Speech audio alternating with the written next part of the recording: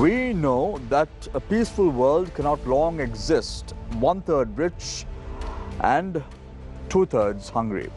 Good evening and welcome. This is Face the Nation. Our topic of discussion today is battling food security amidst an economic crisis plaguing the island nation.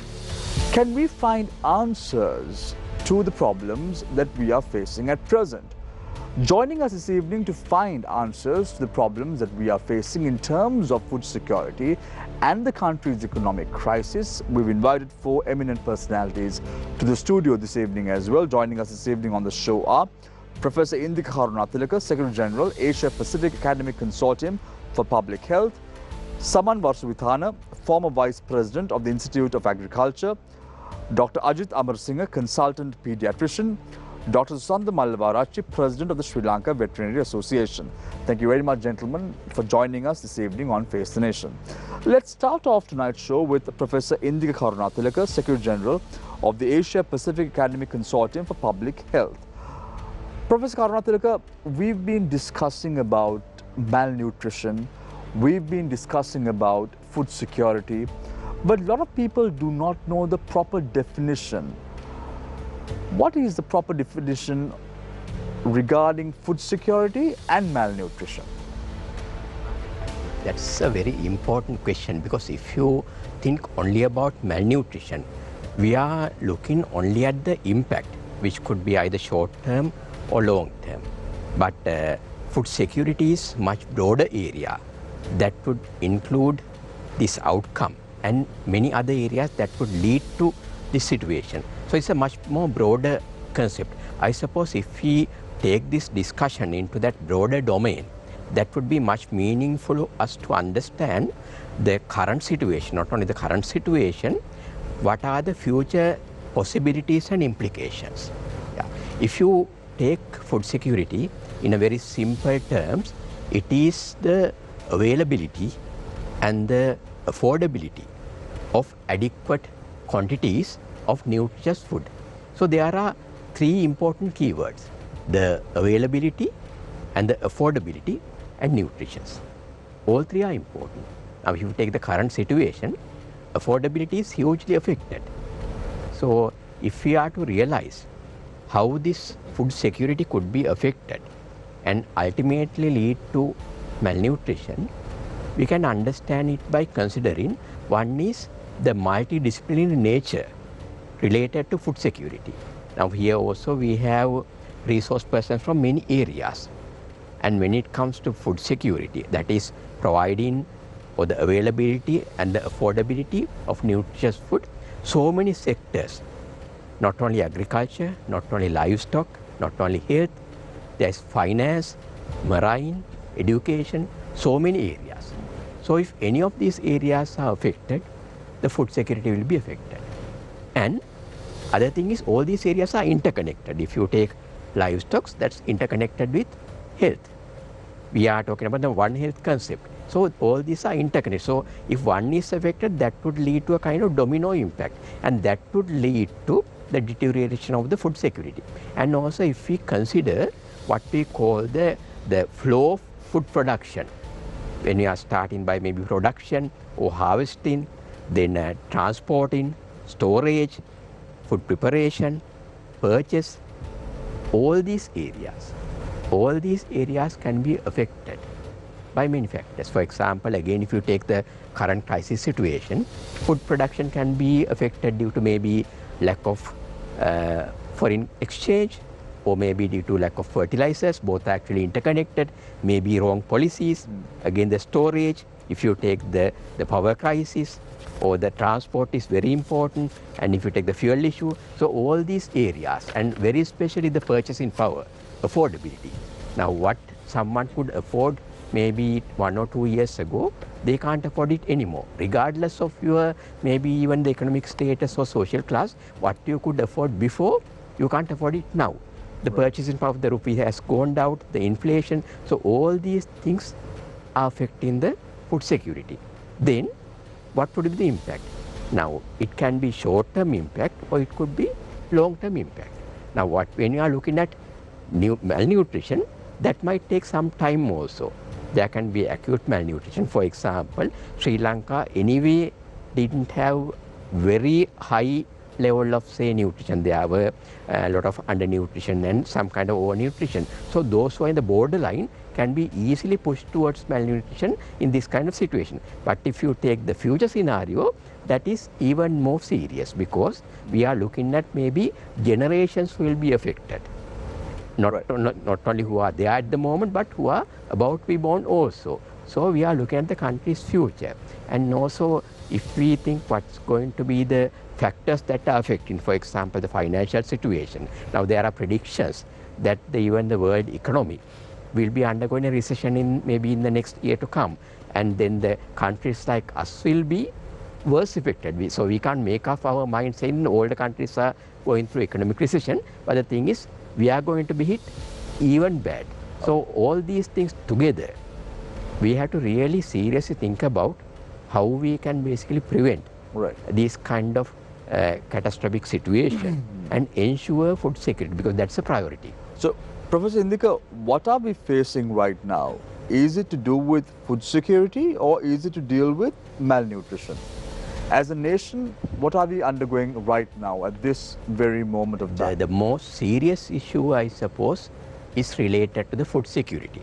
That would ultimately lead to maybe acute malnutrition, chronic malnutrition. But main issue would be food security. There also, if we take the three keywords, the affordability is the issue. More than the other areas, the affordability is the issue. So I want to drag your attention to some data, Professor Indika. The Women and Child Affairs Ministry estimates malnutrition rate could be well over 20% amidst the worst economic crisis, reveals 127,000 to 570,000 kids below 5 years are malnourished as of mid-2021. Sri Lanka's poverty level increases to 12% and also says 26,000 children below 18 years reach out for assistance with regard to food. So these numbers are quite dire. Very much. These numbers need attention right now.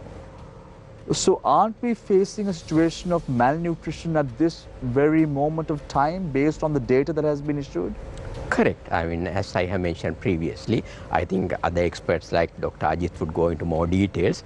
Even right now, even in the current situation also, Sri Lanka has a lot of nutritional issues related to undernutrition as well as maybe poor overnutrition.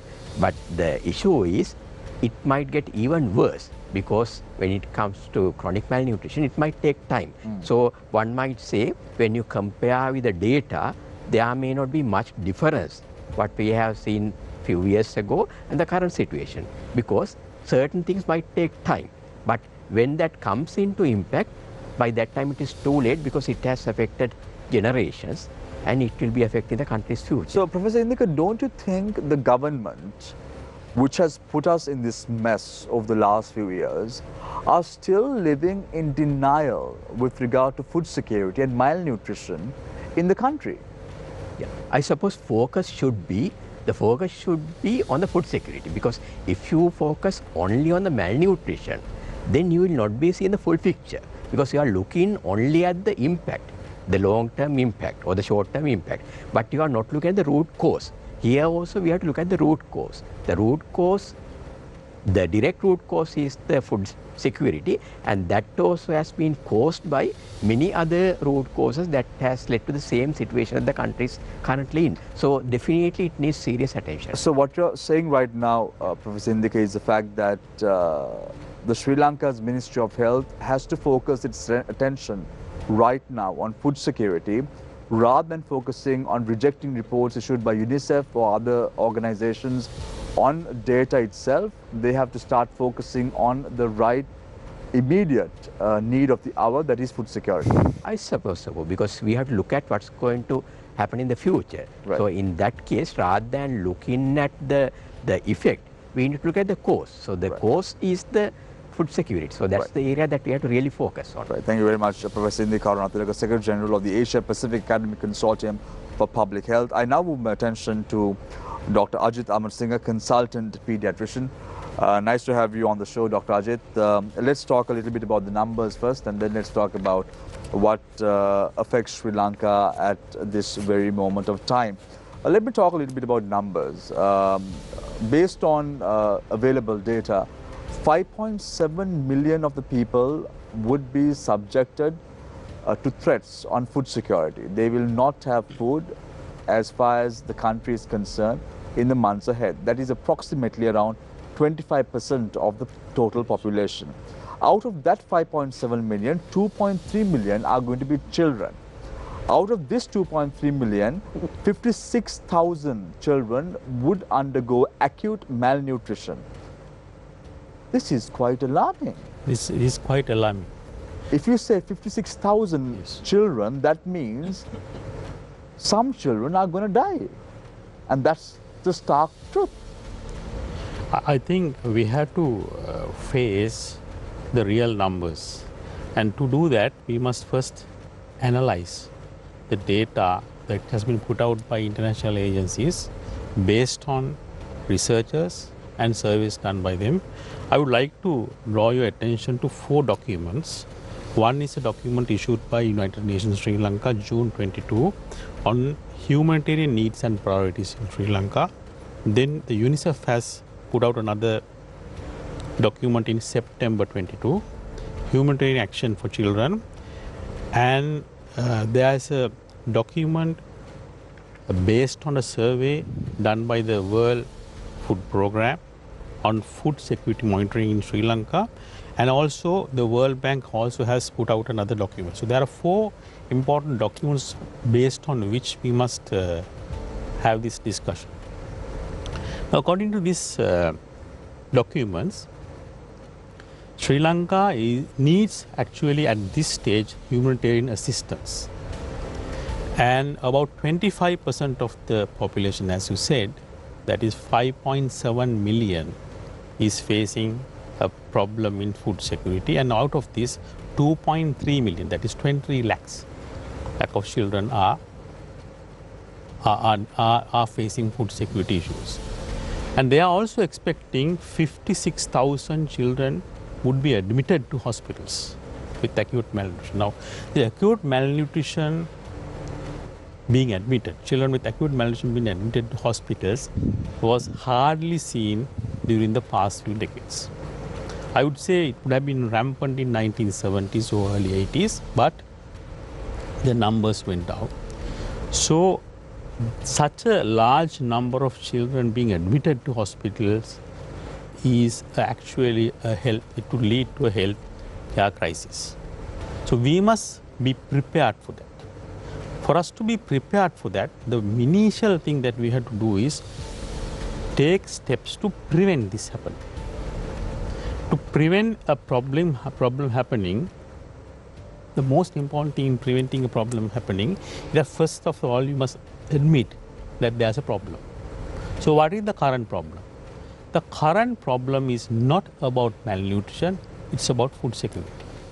This food security would lead, issues in food security would lead to malnutrition in months to come. So the numbers and the data about food security issues in Sri Lanka is actually alarming. The poverty rate has increased between 2021 to 2022 from 13.1 to 25.6. That's doubling of the poverty rate in Sri Lanka. And of these, 80% live in rural areas, and also most of the agricultural households would face this type of food security issues. Now, there are many causes for this. Depreciation of rupee, and also the crisis caused by sudden introduction of organic fertilizers and banning of inorganic fertilizer, and also the collapse of economy, which has made the country to be barred from obtaining money to feed the people of the country. So therefore, all these together, and also the high inflation, has caused the households to have a food security issue.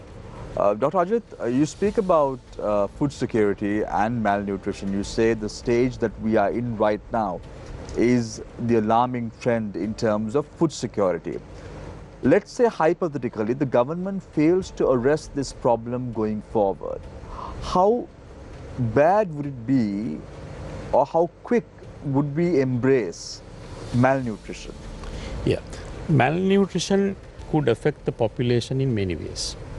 Now, when it comes to clinical analysis of malnutrition, malnutrition can present in children as well as in adults. Now, we talk only about childhood malnutrition.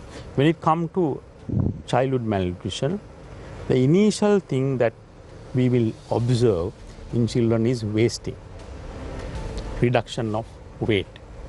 Now, for that to happen, it takes few months. And also, in addition to that, you can have long-term effects of malnutrition, which can lead to stunting, shortening, and also oral wasting and stunting together could also happen. In addition to that, lack of food can lead to micronutrient scarcities, like for example, iron, lack of iodine in diet, lack of vitamins in diet can also lead to various other issues. Now, the issue in children is that they are growing. Growing children, if you don't provide enough nutrition at the growing age, the impact of the deficiencies would be long lasting, because we will have a generation which is unhealthy, which is short, which will face many diseases, which is unable to be a very active labor force, and also malnutrition in early childhood even can cause problems in brain. Dr. Ajit, how long would this process be? Because right now we are talking about food security. But going forward, if we are to move into this stage called malnutrition, which is going to be very, very alarming as far as the nation is concerned, what is the time frame that we're looking at? And what must the government do to arrest this problem immediately? Now, issues in malnutrition will manifest in children of various stages in different manner. Now, for example, children who are in the preschool stage, they can manifest with wasting. And also, if there's lack of protein, they can present with protein malnutrition within months. Now, we actually come to that stage where people are actually substituting protein with carbohydrates.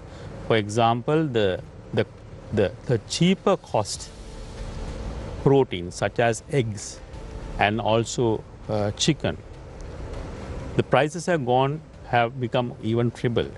Now the kilo of chicken was about 500 rupees, now it's about 1,500 rupees. And the eggs also have increased by about 250 times. So therefore what is happening now is that people are eating less proteins, they are giving their children less proteins, and they are filling the stomachs of these children with carbohydrates. Right. So what will happen is, very soon we will see acute protein malnutrition. So that can come within few months. Right. And also in addition to that, due to lack of food in total, you will also see real wasting. So in addition to that, in few months or years to come, you will have effects of micronutrient deficiencies, which will present as problems in brain development, Right. lack of IQ, reduction in school performance. All that would come in few years. Right. Thank you very much, Dr. Ajit Aman Singh, a consultant pediatrician. I now move my attention to Ms. Saman Varsavithana, former Vice President of the Institute of Agriculture. Mr. Varsavithana, we are a nation, subsequent to the end of the conflict, we were a nation that was willing to export rice. We were a nation that was self-sufficient for many, many years. We are a nation that saw rice prices standing at approximately around 100 rupees or less. What has gone wrong over the last few months? Isn't it sheer mismanagement by a government in power that has led to us into this crisis at this time? Certainly. it must come to the, actually agriculture plays the most important role. And as you said, the rice prices of the rice, actually our staple food. We have to focus on that, I believe. That should be the main focus, where our energy or the calorie nutrition comes from the main staple. Now, if you look at a few decades ago, our population, say about before 1950, 1940s, we have about 6 million population. Today we have around 22 million population. Thanks to the agriculturists who have been involving in the agriculture development, and the scientists especially, could manage our requirement. As you said, we could export rice at a given time, after a long time, with a continuous development of... This was not very far away, Mr. Harsultan. It was in 2010 that I'm talking about. Absolutely. I would say the triggering point, why it had a sudden collapse, the wrong decision was taken, that it is obvious that the ban of fertilizer, not on the fertilizer, the agrochemicals and other inputs, especially agrochemicals. And if you look at the plant nutrition, it is the fertilizer which matters. And the health of the plant depends on, if you go to the hospital, you will be managed. If you have a disease, you should need medicine.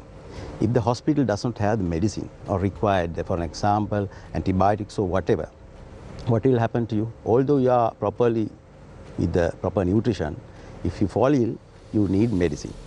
So the government took that decision to immediately stop the importation, or rather special importation of all agrochemicals, which is weedicides, fungicides and insecticides, which are medicine for the plants. If they fall ill, if the plants fall ill, that is the medicine that should be given. So if you don't have medicine in the hospital, what will happen? So you will have a natural death. But if you look at 2021, of course, without fertilizer, the fertilizer also, although the fertilizer was banned, but there were some reasonable stocks of fertilizer with the farmers in various places. They could manage.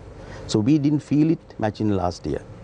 But now we are facing, now the projections in the Department of Agriculture, even about 30 to 40% reduction in paddy sector itself. So it's a huge impact, of course. So as the doctors mentioned, that availability and the affordability will be a serious problem in time to come. And even right now we have almost double the price, as you said. What has happened? The planting material that we have so far, it is fertilizer responsive. So it gives about, if you look at the hectare, the yield per hectare, if you are a staple rice, per hectare about more than 4.5 metric tons. Whereas, if you look at the indigenous varieties, it's less than say half a ton. So there's a huge improvement throughout few decades by the scientists. They could improve the new improved varieties of rice. Little by little they select, they cross those varieties and brought it to the certain the level that would meet the possible capacity is about 4.5 metric ton, more than 4.5 metric ton per hectare. But still the world potential for improvement is yet there. I mean, in other countries, if you like, you have even 7 tons. But with this, our local improved local varieties, we have achieved that. And we have met our self-sufficiency a few years ago. So because of this sudden decision, unwise decision, immediately it went down, and farmers lost the hope. And there are two things actually, bifolded. Now, to compensate this loss, you have to import rice from other countries. Now, if you talk about the malnutrition, if you come back to the malnutrition, it is not only the availability and the consumption of the food, but also the quality of food also important. Now, Sri Lanka, we use these fertilizers, we use these agrochemicals actually with certain standards. If you look at the region, the countries of the region like Bangladesh, Nepal, India, we are far ahead of in terms of its regulations, of course. We had quality inputs You talk of the fertilizer, you talk about the agrochemicals, whether it's for herbicides, insecticides or fungicides.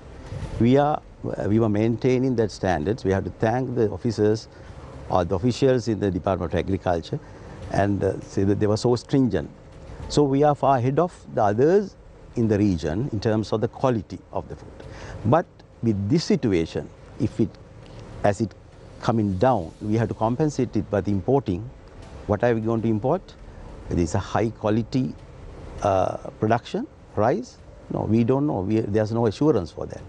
So in terms of the quality also, it may be. So Mr. Vasudhana, what you're trying to say is, because of the illogical thinking of the government, which was taken last year in May to ban the importation of chemical fertilizer, has resulted today in problems relating to food security in Sri Lanka as well. Yeah, I believe this is the main reason. The objective is quite good actually, but the implementation and the reality is somewhere else. Because if you look at... How can the objective be good, Mr. Vasudhana, when we were importing rice from other nations just haphazardly?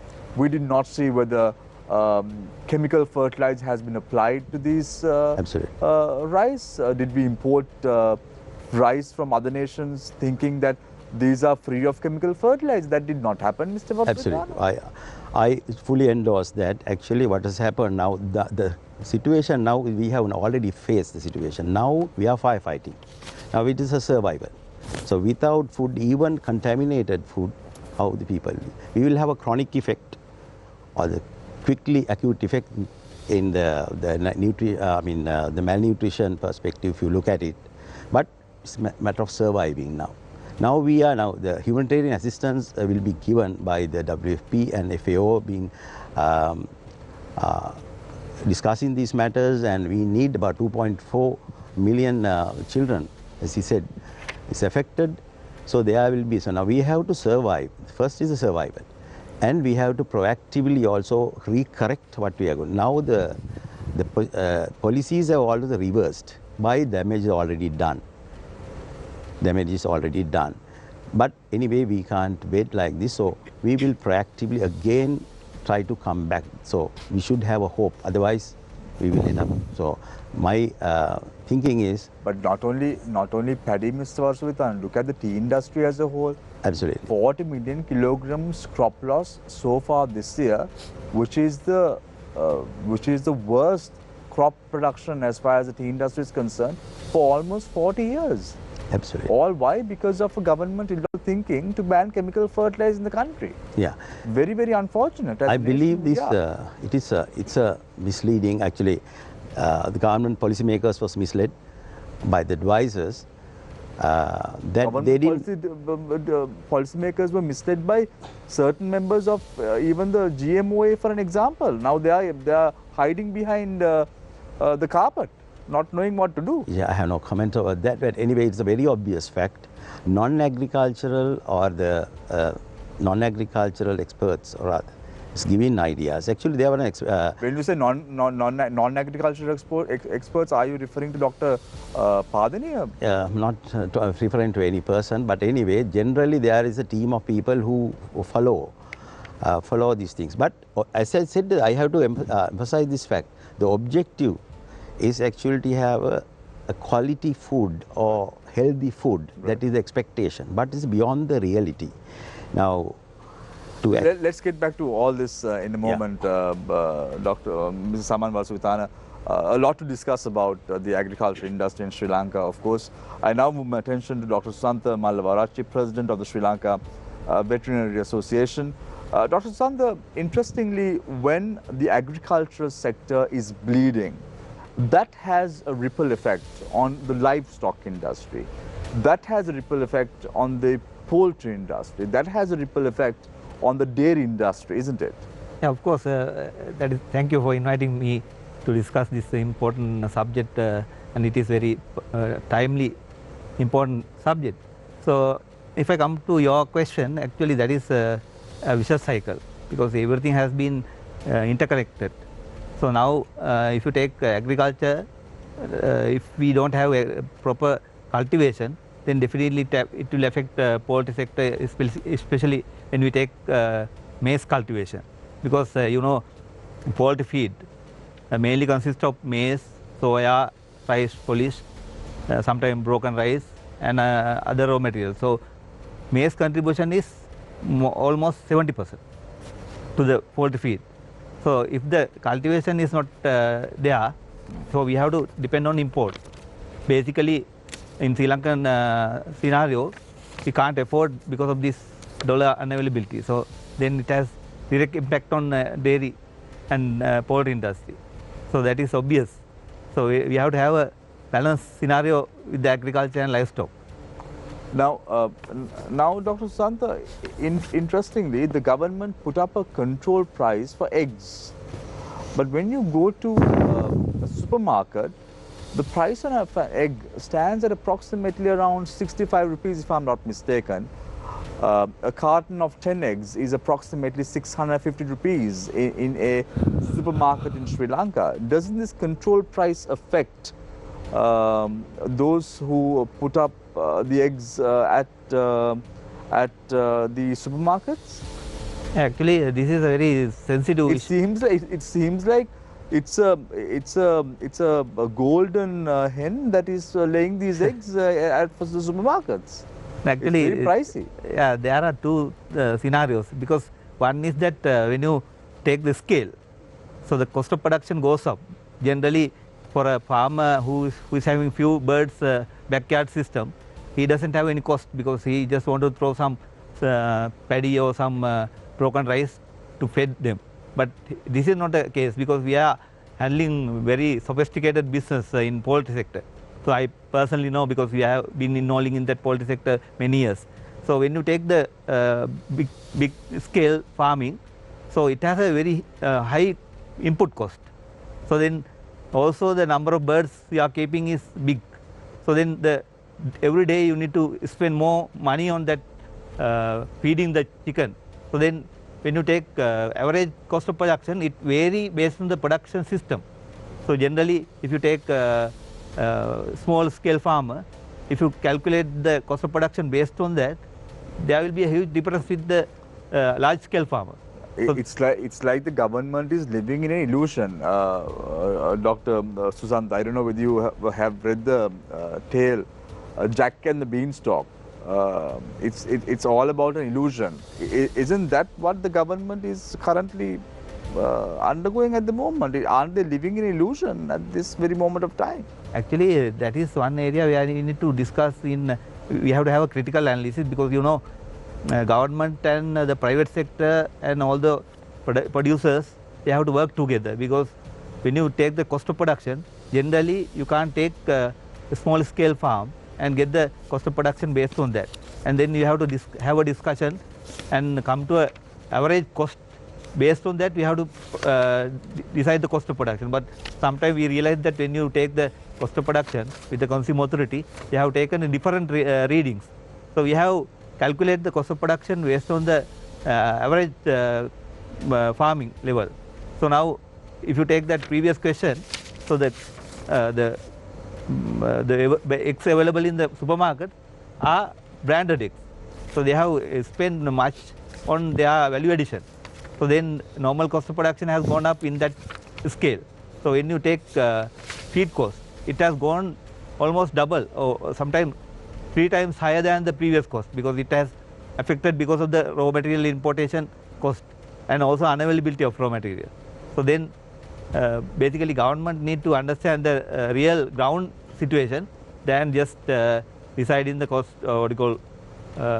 control price. So Dr. Susanta, malnutrition is defined in the Oxford Dictionary is caused by lack of nutrients, either as a result of a poor diet or problems absorbing nutrients from food. So when you look at it, it's very important, as Dr. Ajit Amar Singh pointed out, to have a balanced diet, to have proteins, to have carbohydrates. But today, because the price of proteins have gone up, people are resorting to having carbohydrates alone. this may result in malnutrition going forward.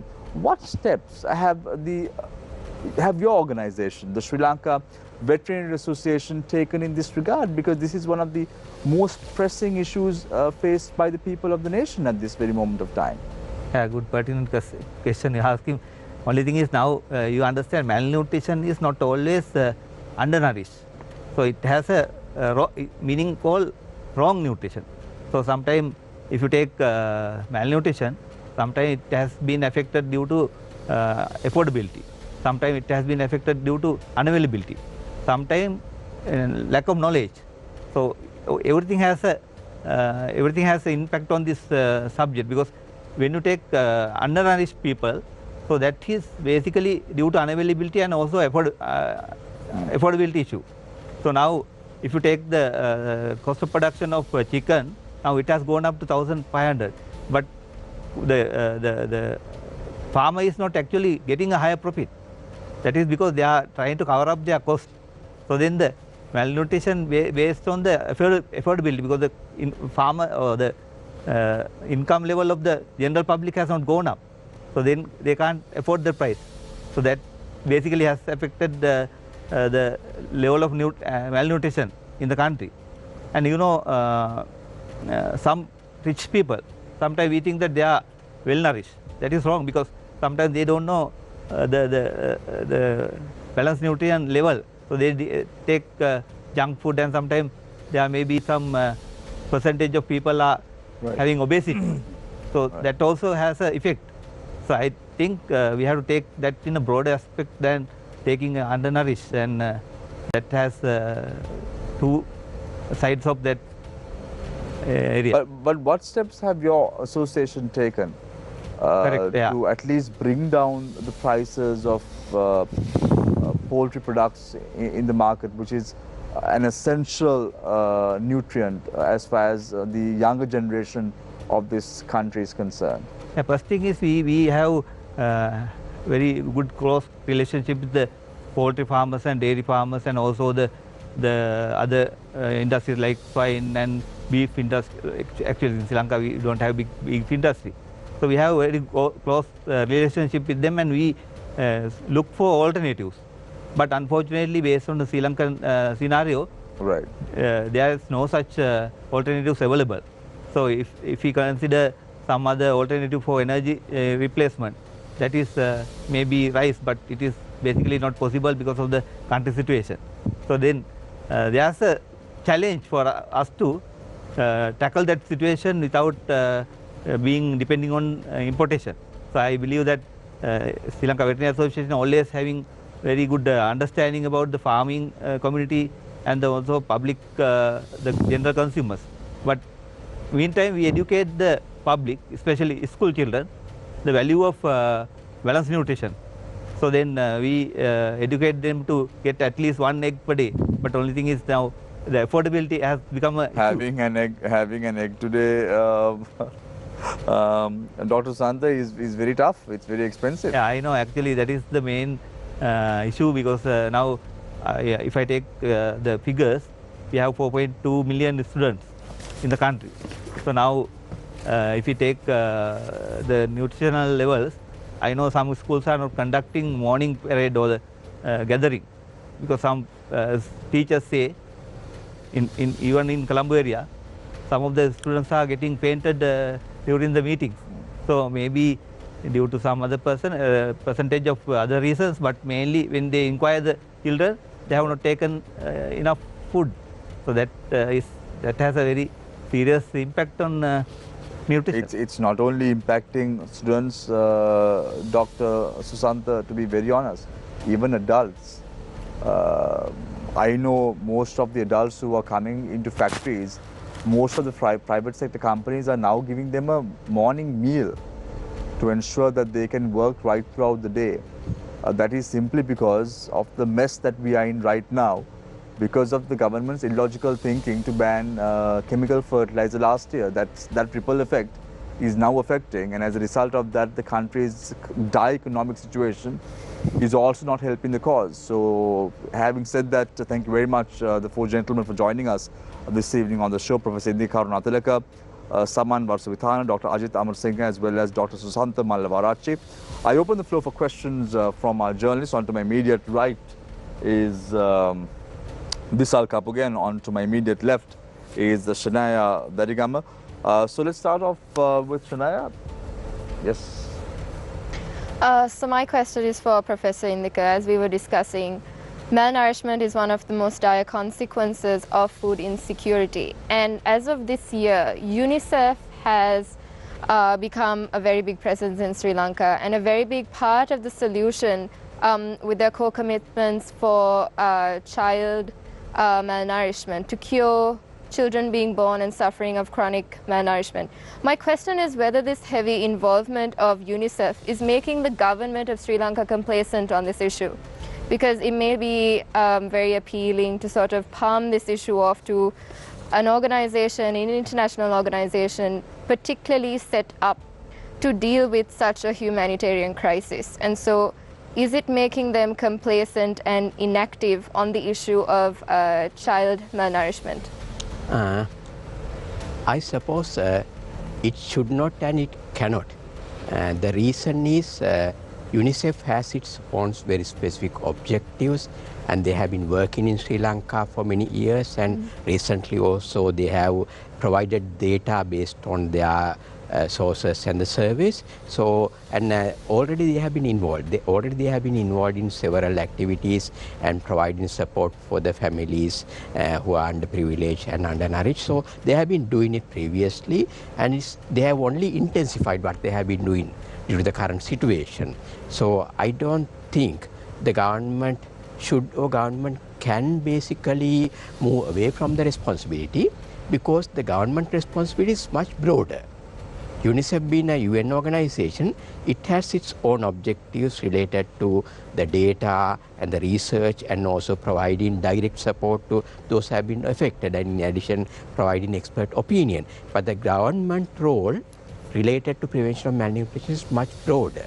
Again, we get back to the broader areas of food security, and even broader areas of social security and the economic security, so on and so forth. So in that way, the roles are not really kind of overlapping. They are complementary. So in that way, the government cannot be complacent, cannot afford to be, and it should not be, because the role is very specific. I mean, you can't completely solve this issue only by providing maybe supplementary or direct support, because the broader issue is more deep-rooted.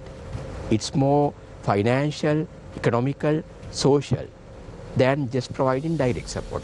Direct support is important. That would provide the immediate catastrophic situation where a certain percentage might go into acute malnutrition within short time. That would be provided. But the longer term impact, due to the food security issues, can only be addressed by a very broader approach through the government. Do you believe it's a partnership then, or do you believe that the financial aspect has been obviously dealt with UNICEF? To an extent, I would say, to an extent. I mean, it's not only UNICEF. I mean, there have been some support pledged from the World Food Programme and UNICEF, then the World Bank, Asian Development Bank, so on and so forth. Particularly dealing with child malnourishment, I believe it's UNICEF. Yes, it is UNICEF. So it is only a part of the problem. It's only a part of the problem. And the broader problem is much larger, and which has to be addressed in a broader approach. And as you mentioned, it has to be the partnership not only with the UN agencies, but it has to be in partnership with several other. I mean, education plays a very important role here, and also other areas like different specialties, marine, livestock, agriculture, education, transport, all these coming into play. So, and again, the approach should be something of like more efficiency with maybe technology coming into play, because the challenge is we have a very limited amount of resources available. So we have to prioritize what we require, and then we have to put the limited resources available into those prioritized areas. So definitely the government role has to be is a very much broader, and it has to be based on correct decision making and with partnership. So, Professor Indika, if I may ask you now, I distinctly remember when the now President Ranil Wickremesinghe, when he was appointed Prime Minister, in one of his first speeches, he warned of an upcoming world food crisis, a world food shortage. Now, we know the reasons, or at least the main reasons for the food crisis in Sri Lanka. Yes. But I don't think Sri Lankans are paying enough attention to the bigger problem that is on its way. So could you explain to me and the audience what would cause this world food shortage? Is it war? Is it lack of resources, global warming? What would be the results or the reasons for the world food shortage? Yeah, again I would say multifactorial. The same reasons that has affected the Sri Lankan situation. There are so many factors coming in affecting the food security. It would the same like the war situation that is there in the Europe, and then there has been the war situation right throughout in the Gulf area, so those areas, and also the logistics, transport, all these are interconnected. They are interconnected. Now if you take the global situation, when you think about the development index, we talk about sustainable development goals. And there are 17 sustainable development goals, and the first two are actually alleviating poverty and the hunger. Those are the ones that have been affected right throughout the world. And the COVID situation has also played a huge role, and the global situation and the climate, global warming, all these things. So it has been multifactorial that has led to the situation. But we can't basically make up our mind or be complacent thinking that this is a global impact and this is not something that's unique to us. The problem here is when the world is having this impact or the effect, it will be worstly affecting our countries. Same with the predicted, now there is a predicted economic recession coming up in the next year. So again the prediction is countries like Sri Lanka would be the worst affected. So basically you are saying we are going to be tossed from the frying pan into the fire if that situation comes. And then is Sri Lanka ready? Are we doing enough to prepare? That is the big question mark. That's a big question mark. I mean, even the current debate, I mean, we are debating about malnutrition when the real problem is about the food security. So I suppose, first of all, I think first step is understanding and accepting there is a problem and a challenge and taking necessary measures. Dr. Ajit, interestingly, you spoke about malnutrition, you spoke about food security. I want to drag your attention to the 1970s when Sri Lanka was going through malnutrition. Many individuals speak about this era. I was not even born. But the 1970s Sirima Bandaranaike regime and the way in which how people behaved and acted during this era is of concern. So we spoke about malnutrition at that time. Then we spoke about malnutrition in 93-94 era. I remember when President Chandrika Bandaranaike Kumar inaugural speech as the head of state, when she announced that a loaf of bread would be reduced to 3 rupees and 50 cents. Many were elated.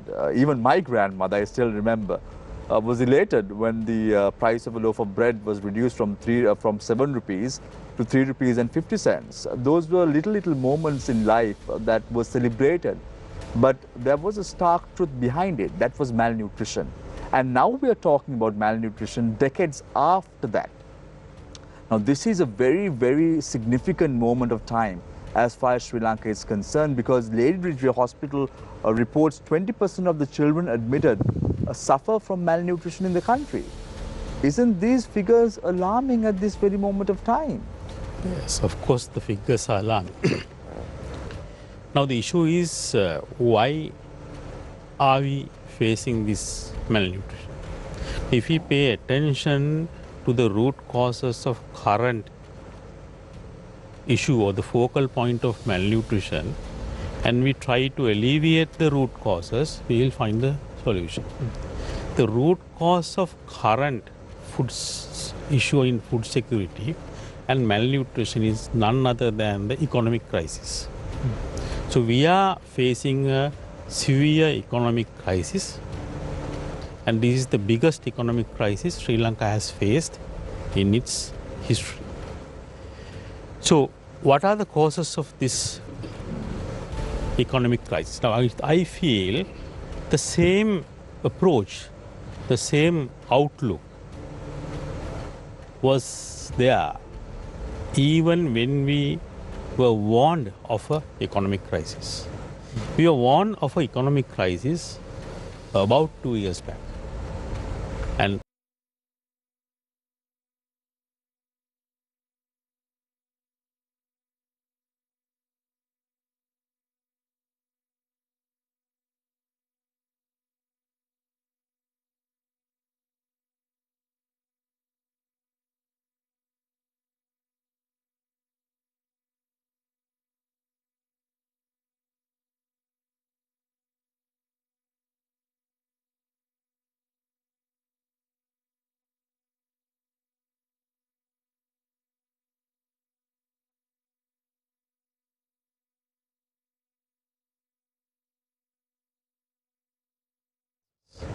we were warned of an economic crisis about 2 years back.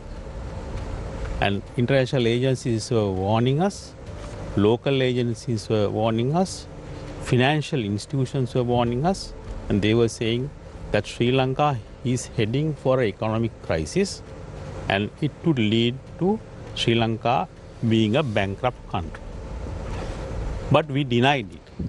We never want to accept it as a reality. We said that we have homegrown solutions for this and we can manage it.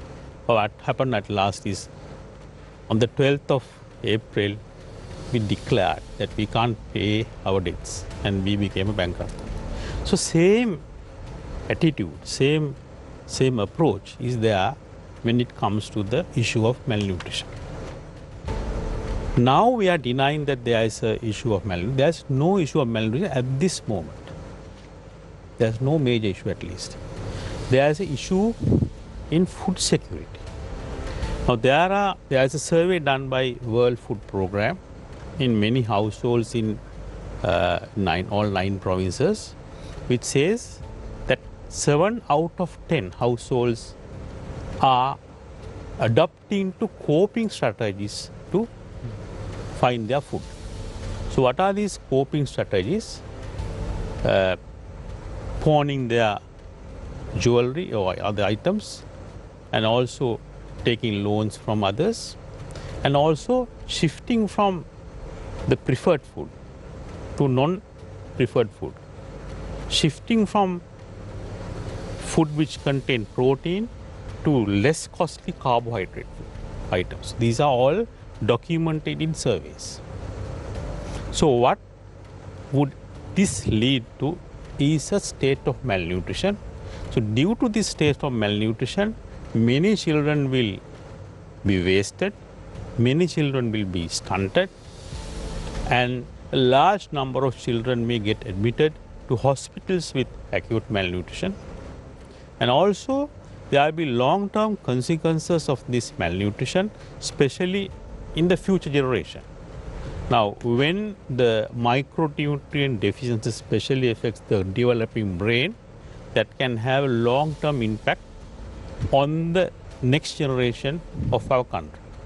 And the malnutrition which would be faced by the pregnant mothers could cause problems in children to be born. Yes, Dr. Ajit, if I may interject, now we talk about malnourishment in the country and the lack of supply or the affordability issues that come with the purchasing power. But in your opinion, do you think, like for example, if you take a plate of rice, now when you look at chicken, one of the main reasons why people go for it is because of the protein intake. But then you can substitute that. You can find other substitutes that give that amount of nutrition. So would you say that Sri Lankans, or in your opinion, how aware are we about nourishment? How aware are we about a staple balanced diet? Because we learn about the food pyramid in school and all that, but how applicable is it? Yeah. Now, I could say that even before this crisis hit our country, our rates of malnutrition were quite high. Now, there are surveys done in Sri Lanka in the year 2016, which it says that stunting was at a rate of 17.3, wasting was 15.1, and underweight was 20.5. And anything above 15 point is considered as very high. So this is the situation before we were struck by this economic crisis. And Sri Lanka is among the 10 worst low and middle income countries in the world, and we are actually worse than Nepal, Bangladesh and Afghanistan in this country, in this region. So our rates were quite high even before. So probably our nutritional education about the food that we should take was not so good. And actually, my personal opinion is that contributing to this fact is that we are reluctant to say openly that having a good protein, a balanced protein in diet is good for children. So a lot of people ask Dr. Ajit, why is a balanced meal important not only to children but also expectant mothers? Because if they do not have a balanced meal, the children who are born subsequently would be engulfed with a lot of non-communicable diseases. Isn't it so, Dr. Ajit? Not only non-communicable diseases, that would affect the developing brain, and that would have an impact on the IQ of the future generation. Now, the micronutrients, especially iodine, iron, and many vitamins are needed for the developing brain to develop in its full capacity, and most of these nutrients are needed while the baby is in the womb as well as during the first 2 years of life. So once it is not given, there's no point in giving these nutrients after the age of 2 years. So therefore, it's very important that we feed the younger generation, we feed the pregnant mothers well. That's also one of the biggest concerns that we are facing at this moment of time. Yes. So I just want to quickly move to Mr. Shami, if Vaswatan. you don't mind, can I add something to what, Doctor? That's an interesting story. During the time of the World Wars, obviously there was scarcity of food, and there was a lot of malnutrition, and the children who were born, most of them were stunted, and the body weight, their birth weight was very low. So they were small people. They were affected by the kind of malnutrition, the scarcity of food. And as time went on with several generations, there was an interesting thing happening. Because of there was no food, their genetic system has adapted. There was a thing what we call the thrifty gene, where the genes have adapted with a very limited amount of food, that you could basically make use of that food and basically live on that. And then what happened was, as the countries developed, then the food was more available, and there was a lot of junk food, and then the next generation of the children, because of their gene, when they have taken those huge amount of food, then they have started developing non-communicable diseases. Now you can see, now you were asking previously, how long this malnutrition is going to affect or impact. What would be the impact? It's going to be from months to maybe years to generations. That's why this is a very serious issue, because it can impact on many ways, many different ways. So, thank you very much, Professor Indika, for your thoughts on that subject as well. Mr. Vaswatan, now interestingly, Sri Lanka's monthly requirement of rice stands approximately between 275 to 300 metric tons. How much are we producing at this time, at this juncture? Right now, as I mentioned earlier also, we have not felt that much, but there's a projection. The next, still the yellow season harvest to come in. So they expect about 30%, at least 30% reduction in the harvest of yellow season. It will be worse in the Maha season unless we prepare for that. The government has taken many measures, very ad hoc measures also as well. Now, whatever with the credit lines, whatever the fertilizer they imported are distributed among farmers, and with the subsidized rate. That is a little good sign, because absolutely they cannot afford about 40,000 rupees a ton, like the urea, which is a basic nutrient. There's a nitrogen.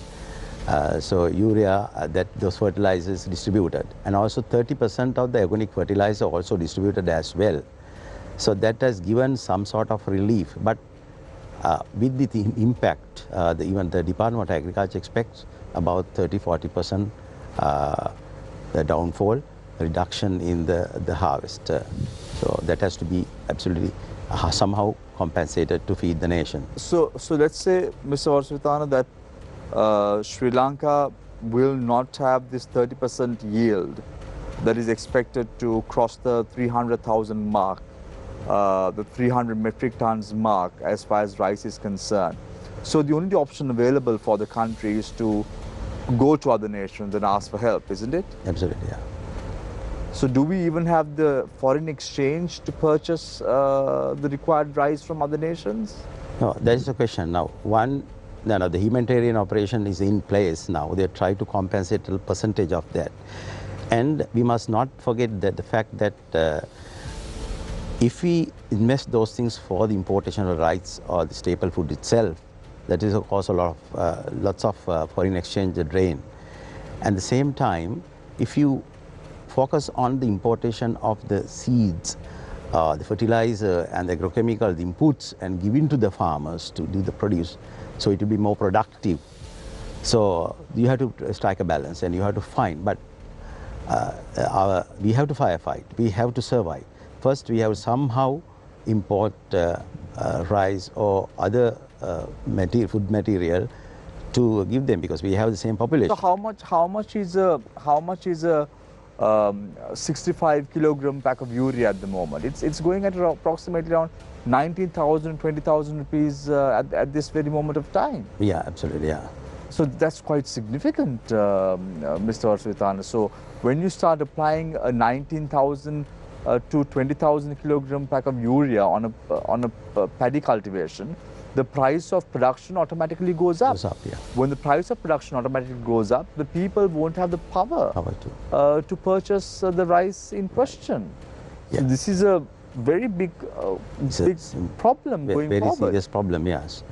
Yeah, that is why I said that in the initial discussion we told it is the objective. It's not the objective really. The foreign exchange crisis was the main problem which has caused this stoppage or the ban of agrochemicals and fertilizer. So, but the face value it says that you will get the better quality food in future. But now we must understand the fact actually we were complacent, as you also said, with the food that we have. And Dr. Ajit mentioned that even with the sufficient food that we have a few years ago, throughout, still we suffered a malnutrition, about 15% of stunting, over 15% of the wasting, the weight and things like that, it's been there. So with even the availability of the food, certain sectors have suffered it. And also we have been talking about the... So based on what you're saying, Mr. Varsavithana, it's very evident that we might go to that era in 1971, 1970s, where only 1 kilo of rice was given to a household. Yeah. Won't it be like that? Yes, it will be like that, yes, of course. Because we don't have the foreign exchange to purchase rice from another country. We don't have the, ample urea to harvest in the next few months and give that yield to the public as well. As a result of that, how is it going to affect the long run? Very surely, we will have to curtail our rice consumption. Yeah. And the only way that's going to happen is just as a token has been issued for fuel, it probably might happen for rice as well, isn't it? That will lead to that, of course, yes. Also, definitely. Mr. Varsavithana, like I want to ask now, we look at import of fertilizer and also stocks of seeds and all that to increase our harvest or to contribute to the production, basically, or the consumption of the country. But what are the local mechanisms that we can look at? Like, for example, usually when a market is, when there's a shortage, someone stands up. That's how a market usually works. But we don't really see that in Sri Lanka. Like, for example, is it possible to, at least in the long term, produce these fertilizer, these seeds, the necessities we need to increase the agricultural output of Sri Lanka locally? Is it possible? Yes, certain extent, certain things that if you ask about the fuel at this time, whether we can produce in Sri Lanka, to a certain extent, yes, it is the wind power. Instead of the energy crisis, you look at other than the fossil fuel, some other alternatives. So we may also to think about but problems people have to feel it really. Now we went to the full queues and waited in queues. So we had to do that. Someday we will have to do that. The same thing happens to the situation. So then only you will feel it right and you will adapt to the situation. The resilience, something that is you look at in a positive way. At the same time, proactive management is one of the most important things, the decision making in the policy makers. They would have looked at it in very proactively and thought about the situation. So you are saying they're still numb to the situation. They're not looking at local mechanisms that could, bridge the gap. No, they are doing it. They are doing it. Now, for an example, now promotion of home gardening. Very seriously, it's done by the agriculture department, and they keep on doing it. There had been some programs throughout, but the attention from the people, the attention given by the media, the prominence given by media also a little less. So we had this problem. We are sleeping. We didn't even, actually we have to change our behavior as well. Now, we are happy, we are comfortable. We must understand the fact that day we started agriculture, that is monoculture. It is for our comforts. So it is not the natural system, which is, it has a balance. For the day we started agriculture, we are comfortable with that, we are the best thing. But there are many challenges coming with our comforts. So there are the pest attacks, diseases, various other problems. So you have to tackle. Then you find solution in isolation. What will happen? Then you have to resort to synthetic chemical fertilizer, pest and disease management with agrochemicals and things like that. We are going beyond the natural balance. What I believe, we should have a balance between the high chemical fertilizer and agrochemicals, not that extreme, but not even the extreme that totally. No, but Mr. Vasudhana, let's be practical here. Now you are saying that we were also ignorant as a nation because you said we were sleeping. That's what you said. Yes, of course. But I don't agree with that argument that you bring forth. I don't think the people were sleeping at any cost, because when it comes to home gardening, not everyone can do home gardening. And when you say about home gardening, let's take someone who is at a flat. How is home gardening going to impact that person? Of course, a flat is a vertical agriculture is one of the highest yielding, potential we have here. With the flat, even more than the normal on ground, we can have a better, because we have the light which can be. Vasudhana, have you gone to the flats that have been built? Have you gone to Gunasinghapura? The flats that have been constructed by Ranasinghe Premadasa for the low-income families of Sri Lanka? No, I'm not going to tell it. You can't even turn. I have been inside those flats, so I know.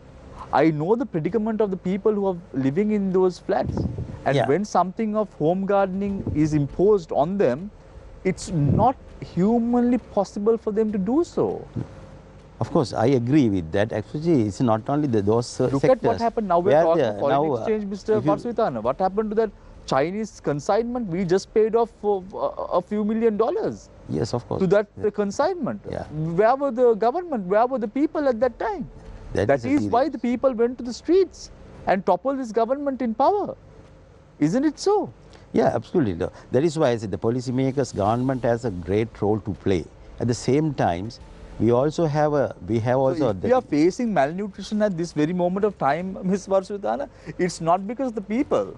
It's because of the government. It's because of the policymakers that we are in this predicament. If we are getting 20 liters of petrol today, and if we are content about it, the finger has to be directed at the government, not at the people. Of course. Now look at the government has taken decision. Over consecutive governments have been, our trade balance, look at our trade balance. So it is widening and widening. Mr. Varsudhana, just look at the, I'm posing question after question to you. Why? Because I probably don't think that you were cognizant about what happened over the last 2 to 3 years in Sri Lanka. If you looked at the newspapers, it was very evident $5 billion have been spent by the Monetary Board of the Central Bank of Sri Lanka to keep the dollar static. Did the people ask for that? Did the people ask for that? No. That was a decision taken by the policymakers of this island nation. That was the acts of the former governor of the central bank of this island nation. So why must the people bear the brunt of all this mismanagement of the government? Shouldn't these policymakers be chased out of the parliament? Yes, fundamentally. And be accountable to what has happened to the country? Of course, we all agree that is why it is criticized by the professionals very constructively. Because we just cannot wait by criticizing only. We have to act. The people came to the streets and showed their... But when you're saying, Ms. Varsudhana, the people were asleep, I don't buy that argument. I think we also have a responsibility, not people. People did their responsibility on the 9th of July this year. They were on the streets. They have been on the streets from April onwards. When why they felt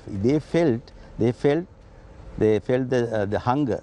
They felt that they don't have fuel. So they came the last. They were not always practical. But I think if you look at the professionals and the other people had a role to play.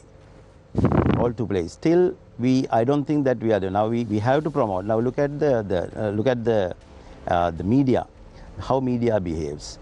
Media behaves. Are we giving real the opportunities for the development? For an example, the agriculture development, and I think sufficient opportunities are not given. So we have all to get together and do it. It is definitely we the policymakers have. Give me an example, Mr. Varsudhana, when you say media has to play an active role in terms of agriculture development. Give me an example. Now look at the GDP or the contribution of agriculture about 7.5. Animal production about 1%. It is in between, and fisheries about 1.3%. Now, but 30% of people, the livelihood is agriculture in this country, and also especially the rural sector, right? And look at now. What is the commercial thinking? The way we are going, the consumer markets thinking. We are going for. If you look at the advertisements in the television, you see, you buy a television, the bigger than the other television, the other next door. So that is a drive, and the whole media, mainstream media, also responsible. We have a social responsibility to. How is buying a new television bigger than the neighbor's television be the solution for the agricultural problem in Sri Lanka? I caught an example. No, those are the things, those are the commercials that is displayed. So people will go for such things rather than going and find their livelihood. So how many now look at the rural sector, people, labor migration from agriculture to the other areas. This is more attractive. Look at the three-wheelers, because three-wheeler coming to the three-wheeler drivers. Now, this labor, which could have been utilized in the areas of agriculture. When there is no urea in the country, you want people to be in the farming industry. No. So I will come to that, right? Urea is not only the solution. I will also. I'm asking you a question. When there is no urea in the country, when people very well know that their yields are going to be lower, you want them to stick to that industry and wait. Of course, there will be a migration. Of course. That migration happens. Why? Because of the government's illogical thinking. Yeah, that we have to understand. I don't know why you are not accepting the fact that a mistake has been committed in Sri Lanka, and that mistake has to be arrested. And now we have to look forward to and make sure that we address this problem relating to food security and malnutrition, which is one of the grave issues concerning the country at this very moment of time, and nothing else. First of all, we have to accept that a mistake has been committed, as Dr. Ajit mentioned. First of all, we have to know, as Professor Indika said, we have to know that a mistake has been done. We have to understand that mistake has been committed, isn't it? Yeah, yes. At the beginning, I told we have made a serious mistake in taking this decision. Banning agrochemicals and fertilizer, that triggered all these things. That is the downfall where it started. But to a certain extent, we could have gone. There is a percentage that we could have gone, because we have not thought of that. Why do I get the feeling, Mr. Varsmitana, you probably would have also advised the government to bring forth the chemical fertilizer proposition, and as a result of that, we are in this mess today because professionals like you have advised President Gotabaya Rajapaksa. No, it Shamir, if I can ask a follow-up question regarding the subject that we're on. In April 2021, former President Gotabaya Rajapaksa operationalized, one of his campaign promises from 2019, which was obviously to promote organic farming, right? And like you said, in theory, the policy sounds good because it's depleting Sri Lanka's reliance on chemical fertilizers. Now, what went wrong, would you say, is that it was implemented as a shock policy in a very misguided manner, right? He essentially pushed this policy in one cultivating season, a policy that would have ideally taken years, right, for farming communities to learn and to adapt to, and this was pushed within one cultivating season. Can you further explain what really went wrong in the implementation process? Because a shock policy to one of the largest contributors to our GDP is a very grave mistake. So could you further elaborate on what went wrong in the implementation process? Yeah, initially you said about 10-year program. With the 10-year program, to totally phase out agrochemicals and fertilizer, that is a myth. You cannot achieve at all. If you look at the world statistics, it is less than 2%, even a very, wealthy countries, it is less than 2% full organic agriculture is there. So only certain class of people can only afford it. So it's in Sri Lanka. So general public cannot afford. And if you look at a couple of years ago, you understand in Switzerland, the farmers went against the policy of total organic policy. So it is quite a dream. Even I would say even 10% is not possible. But at least to try to certain extent, yes. Because there is an abuse in certain areas. So it is not the 10 year, even 10 year to 100% phasing out is a myth. If I ask a question from you, who came here by bullock cart? So we came by car. Today we have to look at the reality. So there are things that dreams. But 10 years, of course, you cannot phase out, because if you look at other countries, even the Bhutan, for that reason, they were trying to achieve that 100% organic dream by 2030, but they extended to 2050. So it is not possible with these populations and it's very clear, Mr. Varsmitana, you speak about dreams. The government, of course, has been quite well dreaming. As I said before to Mr. Dr. Susanta as well, Jack and the Beanstalk story. They are living in an illusion. So let me just cross over to Dr. Susanta as well. Now, the Russian-Ukraine conflict. We know that wheat production has come to an all-time low. How is geopolitical matters of this sort affect the industry as a whole? Yeah, very good question, because you know that as I mentioned earlier, that Sri Lankan poultry industry almost 80% depending on imported raw materials. Approximately 80 to 90% if I'm not mistaken. Yeah, 80 to 90%, yes, based on the formula, because there are some different formulas based on the age of the bird and the production level and everything. So then we are depending on imported raw materials. So we imported maize from India, and also from Ukraine, and also from other countries like Malaysia. So then actually what happened was that India banned importation of wheat, because they were aware that the demand for wheat is very high in other countries because of the Russia and the Ukraine war. So that mainly affected Sri Lankan poultry industry also, because we were not in a position to import enough wheat, because government earlier gave approval to import wheat, but that is not a correct decision. But actually that was a mistake made by the government, as you mentioned earlier, because there are so many decisions affected the industry development. So basically all those geopolitics in this world has been affected continuously to the production of livestock industry. So we are discussing about this big problem, Dr. Ajit, with relating to organic fertilizer and all that. This is one of the main key concerns affecting Sri Lanka as a whole, because we know that urea prices have gone up significantly. Now we won't have the 300 metric tons that are required for the country as far as the paddy cultivation or the rice industry is concerned. As a result of that, we might have to go with a begging bowl to other countries to ask for help in terms of finding the rice required. If not, longer run, what's going to happen is there might be a token system for rice as well in the country. You never know what's going to happen, because we are in a dilemma at this very moment of time. When Mr. Vasuvitana is saying that the government should have taken somewhat of a cautionary approach as far as the organic fertilizer notion was concerned, you as a professional doctor who's dealing with children, what do you have to say about that? See, let me deviate from medicine a little bit and come to Sri Lankan agriculture. See, about 2 weeks back, I wrote an article after about months of research on Sri Lankan agriculture. There's a huge problem.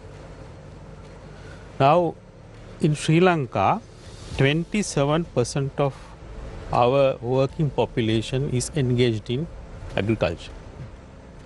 Now, out of this 27%, the contribution to Sri Lankan economy is only 9%. Right? Now, out of the Sri Lankan total working population of Sri Lanka, 9% are paddy farmers. So their contribution to Sri Lankan economy is 0.09%. Why this? Because our yield is very low. So even before the introduction of this organic agriculture policy, we had a problem in Sri Lankan agriculture. Our yield was very low and the farmers were not educated well. Now there is a survey done in 2016 by the statistics department on household survey of agricultural households, where it is found that only 1.6% of farmers have had any kind of formal training in agriculture. So on top of that, we went and introduced this organic agriculture policy. I don't know, thinking of what? Organic? Just give me interrupt. I just want to interrupt you for a second here. Thinking about what, Mr. Vasuvitana? Thinking about what? Why did they have a organic fertilizer ambition? Thinking about what? I believe it is because of the foreign exchange crisis. Because we spend substantial amount of money, as per they think, for imports of fertilizer, agrochemicals and seeds. Seeds, of course, you have to do it if it were the seeds, imported seeds. But agrochemicals and fertilizer, absolutely we had depend on other countries, except some fertilizer in Epavala, which is can be also utilized. But the fundamental problem is when we had the planting material which is a fertilizer responsive, and we stopped nutrition for them, and it resulted downfall. If you don't feed say if you have the German Shepherd dog who eats meat, if you don't feed them, and if he will not be able to survive. So we had the planting material, seeds, which is high fertilizer responsive, because it gave high yields to sufficient is enough for us to survive with the, with having the self-sufficiency. You're saying that the government's intention was to reduce foreign exchange by not importing chemical fertilizer. I Is believe that so? this is one of the reasons. I believe is the main reason. It's the reason behind that. A year, Sri Lanka spends approximately around 400 to 500 million US dollars to import chemical fertilizer to the country. Do you know what the tea industry brings to the country? It's approximately around 2 billion US dollars. Because of this haphazard and illogical thinking of the government to not bring down chemical fertilizer to the country, the yield has dropped approximately around 40 million kilograms. How is it affecting the industry as a whole? The revenue that is supposed to come, which is approximately 2 billion US dollars, will now stagger at approximately 1.7, 1.8 billion US dollars. Who is at loss? Yeah, of course. Who is at loss? We fully endorse. Who is at loss? The nation is at loss. Yes, of course. That is why I would say this is on the tea sector. And also the importation of rice to feed the nation, what we lost here. Also with the less quality rice, of course, if we spend about 10% for the inputs, we spend 100% for the imports of rice. Why did they ban the application of chemical fertilizer to rubber? Rubber is not a product that we eat. Rubber is not a product that we consume. Why? Because no thinking took place. Absolutely. So there is a serious mistakes we all have to understand. That is where it was. Yeah, so I'll get back to... I think there was a thinking behind it. This thinking behind introduction of organic agriculture overnight was actually developing over past few decades. That is the notion of a Vasa Visentura Lanka. You know, it has been advocated by small groups of middle class, can say intellectuals or educated people, not by agriculturists, not by scientists, not by farmers. And also it was included in certain political agendas, manifestos, that they would introduce an organic agricultural policy. The fact that it was introduced overnight is a novel thing, but however, I feel it is a culmination of a thought process that was nurturing inside minds of few people who thought if we stop bringing in chemical fertilizer into the country, we would have a pure soil in this country, pure fruit, pure vegetables, and pure whatnot, right? So I don't think it's like there was a thinking of having adequate amount of dollars in the country by sudden stoppage of importing chemical fertilizer. If it is so, it is a foolish thing to do. How much do you, as you said, how much do you spend to import fertilizer, and how much do you import? How much would you spend to import rice or any other fruit, due to the fact that you have not imported chemical fertilizer? I mean, we are facing that situation now. And is the rice that is being imported organic, organic produce? I feel it was a culmination of thinking that was growing for past few decades, but it has come to a standstill, fortunately. Professor Indika, a lot of individuals were responsible behind this move last year. A lot of doctors, consultant specialists, the GMOA president, for an example, spoke very vocally about the need to bring forth organic fertilizer, and that's the way Sri Lanka should look at the future, and so on and so forth. Now these people are not even there in the radar. With the ousting of the then president, these individuals have also hid behind their own veils and now not even speaking about the decisions that they took at that time. How important is it for the government to consult true professionals when we speak about food security, when we speak about malnutrition?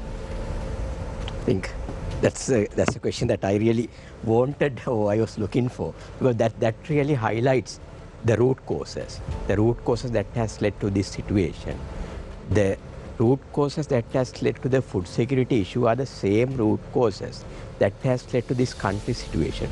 Now, a few moments ago, we were talking about, say, developing a kind of mindset, thinking that Sri Lanka is kind of, say, we need to go for this kind of, say, pure organic culture, or the kind of the Vasavisanati Ahar or something like that, and also certain myths. All these, actually, media was also to an extent, like Ms. Varasutan said, media was also to an extent responsible for building that mindset. Now, we were saying, yes, people, they came forward. I mean, they have woken up and they came forward. But the same promises were there in the election manifestos, and people voted for that.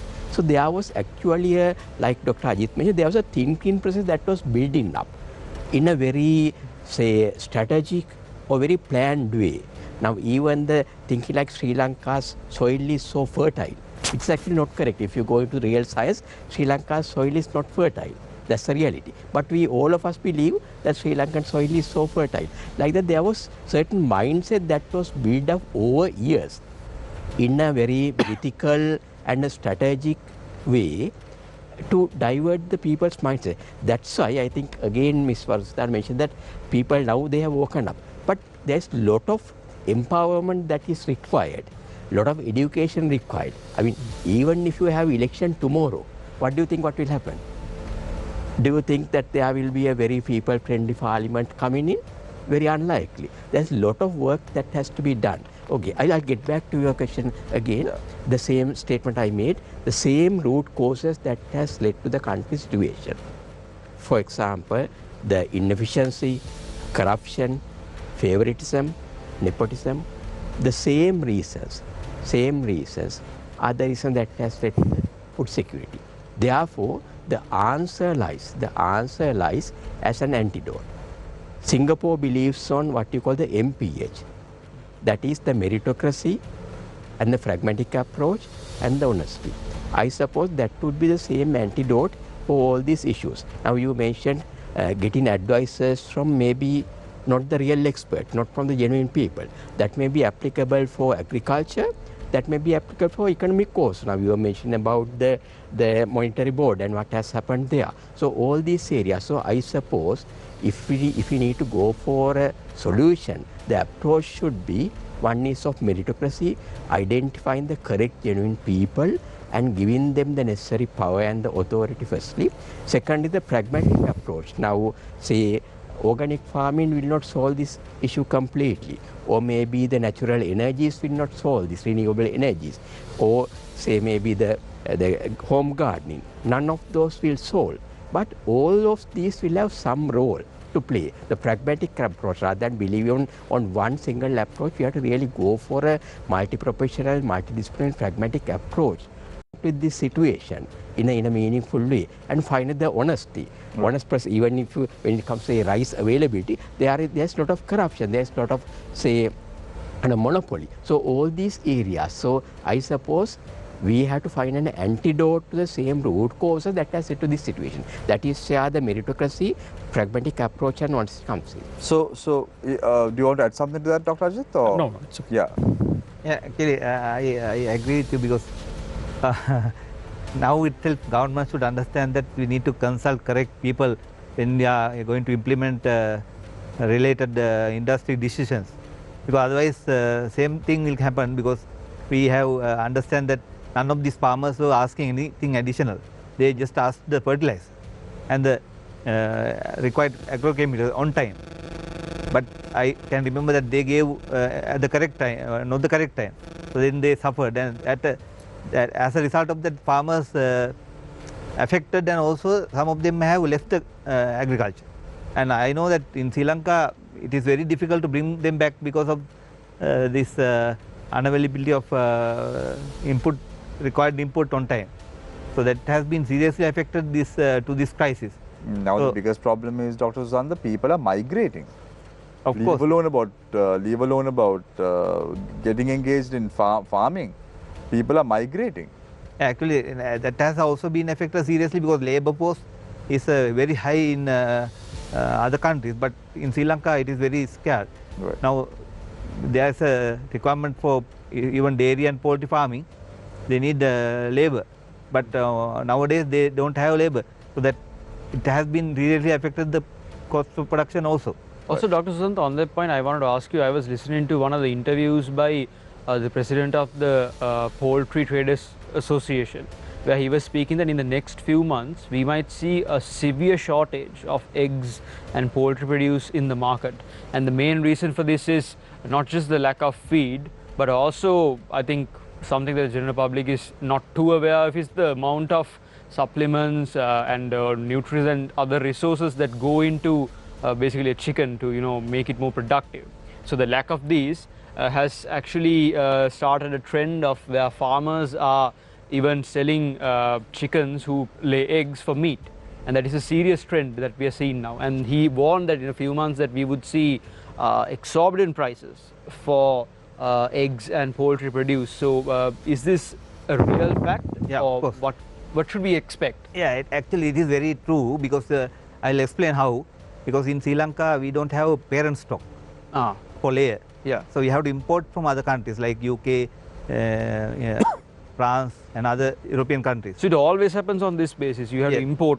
Yeah, we have to import because we have parent stock for broilers, but for layers we don't have. So we have to import. Right. Generally in Sri Lanka requirement is 8,000 layers per parent stock per year. But up to now, from January to up to now, we have imported only 10,000. So then if we don't have parent stock, then obviously we don't have layers in the country. Yeah.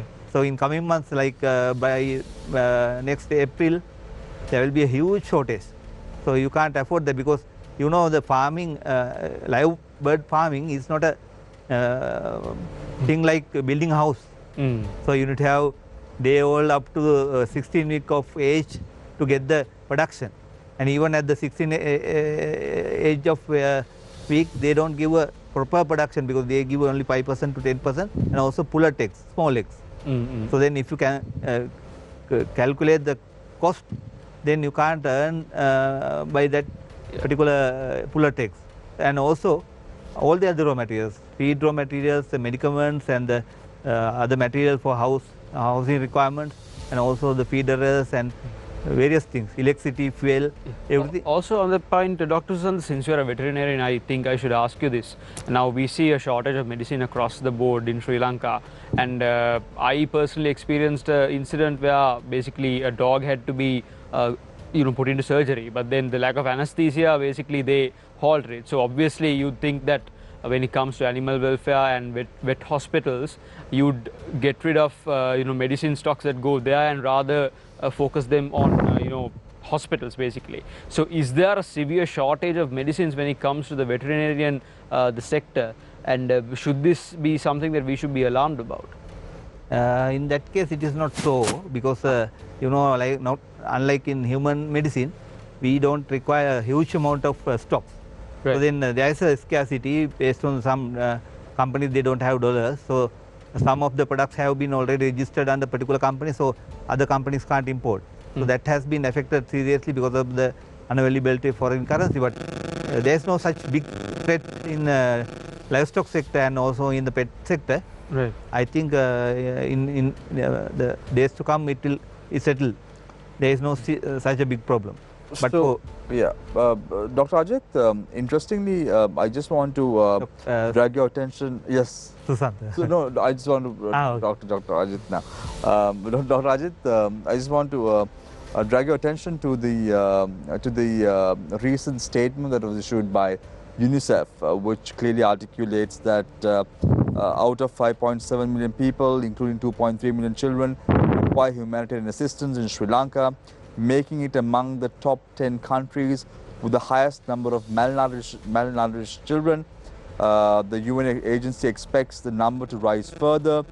This was categorically refuted by the Minister of Plantation and Industries, Ramesh Patirana. He says that the UNICEF findings cannot be accepted as conclusive since data analyzed for the report was from the year 2016. However, The Women and Child Affairs Ministry estimates malnutrition rate could be well over 20% amidst the worst economic crisis. Now, this is a government agency. Reveals 127,000 to 570,000 kids below 5 years are malnourished as of mid-2021. Sri Lanka's poverty level increases to 12%, implies more complexities in future. Over 26,000 children below 18 years reach out for assistance. So now, these figures seems to be correct based on the government agency, no, Dr. Ajay? I feel the figures are correct. See, the problem in our country is that if somebody or some agency points out that there will be a impending crisis, the first reaction of the authorities is to deny that.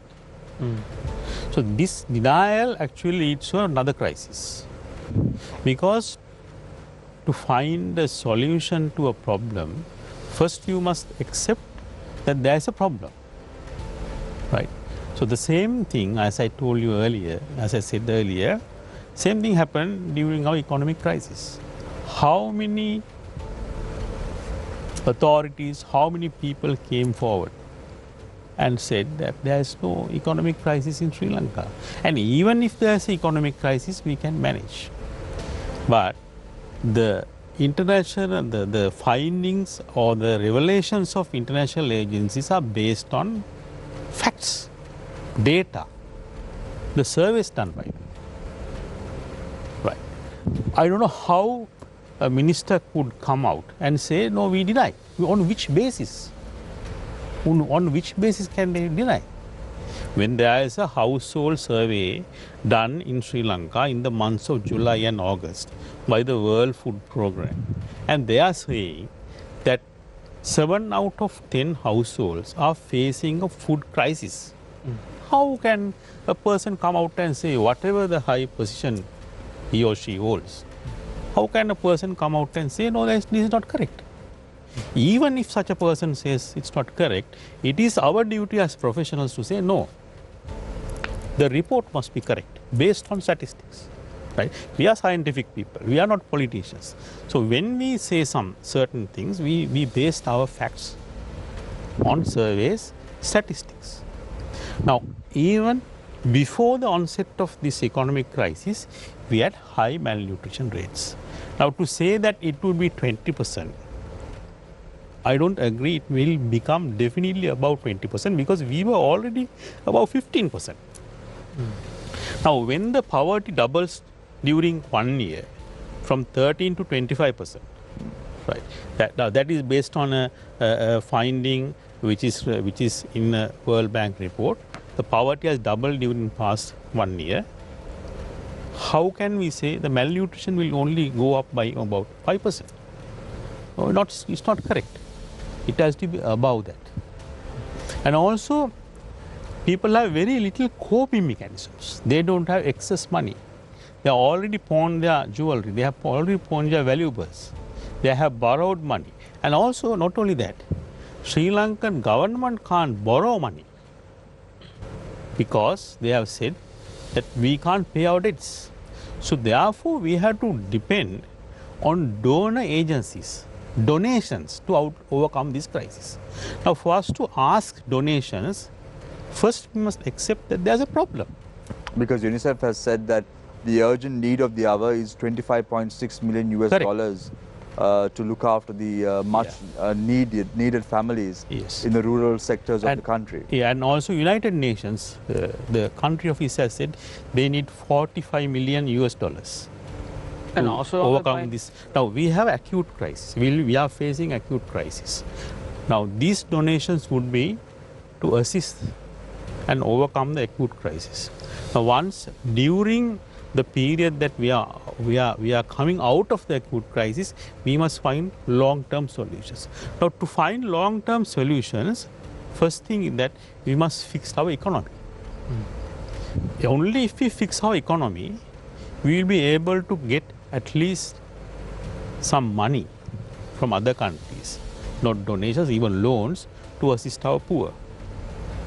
And also, then only we will be able to import more fertilizer.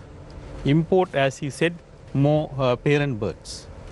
So unless we do something to fix our economy, we will not be able to overcome the chronic crisis. We will be always in acute crisis and always depending on the donor agencies for assistance to feed our children, to feed our elders, to feed. There are 10,000 children in homes, care homes. So to feed them, we will always need donors. So the fundamentally that while we are seeking assistance from the donor agencies, we must do something to fix our economy, and also for us to get aid from international agencies. First, we have, as a government, as a country, we must accept that there is a problem. Dr. Ajit, now you're a consultant pediatrician. Have you come across any cases of malnutrition amongst children? Fortunately, in my career, I came across only one child with acute malnutrition. But there was a senior professor who sat with me, Professor Harinda De Silva, last week. He said in 1970s, when he was doing internship, it was quite rampant. So it went down. So actually, when the children with acute malnutrition come into the wards, we have to study again how to manage this type of children. Dr. Ajit, on that point, like if I may ask now, when the Food and Agriculture Organization representatives, when they visited Sri Lanka, one of the main things that they focused on is the food program carried out at schools, where underprivileged children would receive meals from schools, and this was heavily stressed upon by also the WFP and the FAO. Now, there's also a huge risk that this program would be discontinued by the government due to the lack of resources. And this would ideally, I would say, if you look at children and also protecting them, one of the most vulnerable groups in this crisis, is absolutely important, right? So in that sense, do you think we are doing enough to strengthen this program? And this should be ideally an outlet to, like, you know, basically bring some light or hope to our children and reduce malnourishment. So what are your opinions on that? Yeah, actually, the school midday program is already halted. It's on hold because for the last 2 years, it has not not only that, the money allocated for a child is 60 rupees per day. Yeah, they So what can you buy for 60 rupees now? Yeah. Egg is 50 rupees. Right. So even if this program is implemented again, unless you increase the amount given to a child, allocated to a child, this program would not be implemented practically. Now the other way is giving children supplements. Now in 1970s, we had a school biscuit program funded by I think USAID, and it was stopped after some time. So that kind of a thing would be started with the help of other countries, with the help of international agencies. But see, we should not feel ashamed to do that. But would it be wrong to say that this would be an ideal, not a solution, but one option towards solution by allowing like a nutritious meal to students through schools, and also that makes them come to school in one sense? Because I heard that there was a news article where students stopped coming to school because one thing, it was discontinued, and also the fact that they can't afford to do so. So don't you think that this should be more strengthened, in your opinion? Definitely. I mean, I don't think there are still any researches or surveys done on this, but there are anecdotal, comments, especially from teachers from rural areas, who say that the children come to school only 2 or 3 days per week. That is because they don't have food to eat. They don't have money for transport. So therefore, actually providing a midday meal is an incentive for children to come to schools. In 1970s, it was an incentive. Right. So similarly, not only in the 1970s, Dr. Ajit, when I was in school in 1991 to 1994, we used to get milk packet, and then there was a program called the cooperative card, Samupakara Muddare. When you come to school every day, they give you, you can go to the cooperative store and buy something in return. And that also helps the families in question, because for a low income or government school kid, this is an incentive at the end of the day, isn't it? Yes. Now actually teachers themselves have started on their own to feed children. But They have that is not a sustainable solution. They're not sustainable, because now even teachers are They're getting a affected. very small salary, paltry sum. So they need that, they can't go on doing this. The government should provide money, which the government is unable to do at the moment. So therefore, the government should accept the fact that there is a food crisis, there is a food security crisis, and ask from the donor agencies, ask from the international community, ask from other countries, and seek assistance to overcome this crisis. In the meantime, fix the economy. Now, Professor Indika, interestingly, recently in Parliament, it was revealed that about 20 school children in 3 schools in Vilachi, Anuradhapura, had fainted during school hours due to starvation, and a child in Minuwangoda had brought kernel of a young coconut for lunch. Now, where are we heading as a nation? Yeah.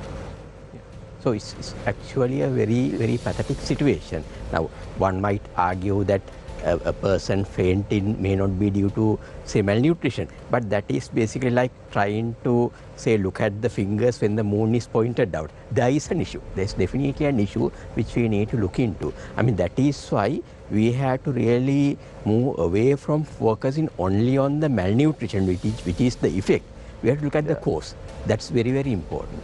I mean, the first step in solving any problem is understanding that we are facing an issue and we are going through a downward vicious cycle.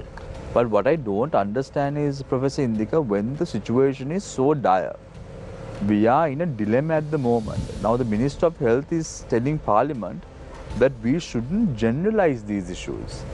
And this is now a political issue and nothing else. So isn't this now, when it comes to public health, it's not individual. This is not individuals having malnutrition. This is a community problem, a country's problem. So, I mean, we have to generalize because it has become a community issue.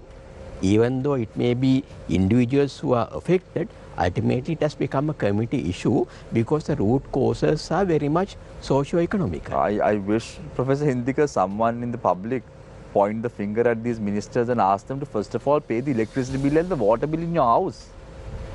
Those are at exorbitant amounts. First of all, start paying that rather than talking about whether or not children fainting is the biggest issue, right, Dr. Ajit? Yeah. Now, it's sad that this type of issue is politicized actually. Now, when the international agencies, they have conducted surveys, they have put out statistics, it is very simple for the government to say yes. If they say yes, okay, then we all agree and try to come out of the issue. Now, what happen is that certain politicians would come and say, no, international agencies are wrong. So then what will happen? We come out and say, no, this is correct. So then the issue is politicized. Right? This is not an issue that should be politicized. This is a human-relating issue. There is a problem. The children may die. So please, my plea is that the politicians should wake up and say there is an issue now. Now the need of the hour, Dr. Ajit, Professor Indika and Mr. Varsvitana and Dr. Susanta is the fact that just imagine if your child is at the receiving end. Just imagine if your child is the one who is fainting. So this is not just an issue facing 1 or 2 schools, but the entire nation. As Dr. Ajit mentioned earlier, 57,000 students or children will be subjected to acute malnutrition if things don't improve in the country, isn't it, Professor Indika? Isn't this why the politicians should focus their attention much more vigorously on this issue and address the issue immediately? It has Can I to comment on that? Yes. Actually, I went through some document and realized that vitamin B9, folate, that is very sensitive for children, and also if the vitamin B9 is not available, Yeah. that is a serious problem for future cancer patients. Number of patients will go up because it has a very significant effect on DNA degeneration. So then when you go for the school level malnutrition, so these children may affect by cancers in future if we are not giving proper nutrition at this age. Right. And also the brain development. And whoever the pregnant mothers are not getting proper nutrition and the brain development will not be there, then there will be a significant non-communicable diseases, and also the nation will suffer. So that is very And then serious as a result of that, Dr. concern. Santa, the price of the health expenditure in Sri Lanka will also increase. And we are not in a position to afford that money. We don't have that luxury. Mr. Varsavitara, now in terms of agriculture, now there is a notion. The notion is a few Mudalalis are handling the mafia, handling a rice mafia. What's your opinion on this? Yes, it depends. Actually, the objectives of the traders, now I think it's beyond the scope. Is there a rice mafia in Sri Lanka? I believe so. There I believe is. so. I believe so. There are some manipulations. These mill owners don't want to reduce the prices, and these are artificially kept at a certain level, isn't it? Oh, well, that depends on some argue that some justifies that it's a cost of production for them. Some use, say, processing of rice. They incur certain cost. So that has to be, they should enjoy that margins and things like that. So I'm not an expert to tell that about the trade mafia. But we believe that the availability of the rice at the given time is not there, or it's affect the price, then the availability later on. So there may be a manipulation. So I believe there is things, but I'm not. I don't have much data to tell. But if you look at the base, but it's very clear. Very clear, very clear. There are only But 2 to 3 players in the market. So it's very evident that it's a monopoly that is running the rice business in Sri Lanka. and the It small doesn't rice take mill rocket science owners, to figure that out, isn't it? small rice mill owners, they tend to, they are also helpless like that. So I believe that is also plays a certain role in this crisis. But if you look at a nation, if you have the availability of food is there, I mean rice is there, still a giant can of course manipulate. So that factor is also we have to accept. There may be a manipulation. So they might regulate the market. It finally affects the country at large. I want to generally ask the question from the all 4 panelists who are in attendance today on Face the Nation on a topic that we're discussing about food security and the current economic crisis facing the country as a whole. What is the way forward? I suppose we cannot take this food security issue completely isolated from the overall problems that the country is facing. It's all part and parcel of the same issue, same root causes and same issue. So the answers lie in the same approach. So we can't take very kind of reductionist approach of finding out solutions or giving, say, maybe individual support, so on and so forth. I mean, first of all, we have to understand that this is part and parcel of the overall problem and the same causes. So the solution also lies in identifying that there is a problem and going for a broader approach. And also focusing more on the socio-economic aspect. Even though the outcome or the results may be health or nutrition or whatever, but the root causes needs addressing towards the socio-economic aspect. Because even when it comes to health also, we talk about social determinants of health. When it comes to the sustainable development goals, ultimately it is about the social security and the economic aspects, so on and so forth. So I suppose the solution lies there. The solution lies there, addressing the root causes of the problems that the country is facing. Right. What about you, Mr. Oscar? Yeah, the right now we believe now we are firefighting, so we have to survive. We need the humanitarian assistance, in fact, and also we have to. If you look at the food production, agriculture production, they have two aspects. One thing is the livelihood of people who are engaged in agriculture. So if you don't give them the right inputs at the right time, so it will be a problem. So the result is you have to import, and you have to pay more, maybe many times more foreign exchange the drain is there. So I believe the priority of the government should be, if you look at the malnutrition, the food security first, we have to look at with the limited foreign exchange reserves that we have or we generate, priority should be given to the inputs of agriculture which depend on the other countries. So that is a must. So then the livelihood of these people also will be got a better position, and we will less dependent on the foreign imports. So I believe that government has to very seriously address that and take measures, because if you recently the Seed Producers Association asked about $20 billion to import seeds for the next season, but government could allocate, because with the scarcity they can allocate they could allocate only about 5 million that I've heard.